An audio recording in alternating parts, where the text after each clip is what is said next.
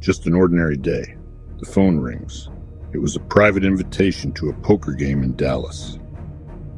In every city, there are dozens of poker games in any given day, some low and some high stakes. But this was 1,000 miles away.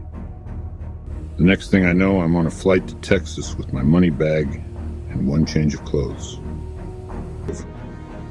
The ranch was something else, about an hour from the city, more or less, well guarded at the entrance. Inside, everyone seemed to be somebody. High-stakes players from all walks of life. $100,000 in chips. No plan B. I did not come from Atlanta to play scared. I'm not broke and I don't throw my money away. But I was going to leave with this bag empty or full. No half measures. The air was thick with cigar smoke and expensive whiskey. Every man at the table had a story. You could see it in the scars on their faces and the battered knuckles from hitting their ops or working on these ranches day after day. Up and down a few thousand of initial buy-in. An hour in the game. Pair of tens. Not bad, but not great either. The man in front of me. He has a look that, and I'm not going to say his name, but for now, let's call him Luis. Dangerous. From what I've heard, loves his horses more than his children. That's the story. I raise my pair of tens to 2,000. Luis looks at me for about 5 seconds. I raise, he said, $10,000. I place a crystal skull I carry with me on top of my cards. 2 full minutes. I call, I said, hoping to hit a set. The flop, ace, king, king, 2 hearts and a club. Not a good flop. In my head, I think, I'm just going to fold if he bets so he thinks I had a good hand and not embarrass myself. I check. He checks promptly.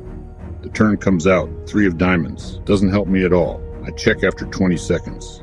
As I looked up, like in slow motion, Luis throws 13 yellow chips and says 13,000 with a thick Mexican accent. But I had detected a tell in Luis earlier, or so I believed. 10 seconds later, I followed my gut. I call, I said. The river comes out. 7 black. I don't remember the suit. The room goes silent. Luis takes less than 3 seconds. All in, he says. He has over $250,000 in chips. Almost a quarter of my chips are already in. Almost 3 minutes. I call, I said, with my pair of tens. You could hear a pin drop at the table. The room was tense and silent.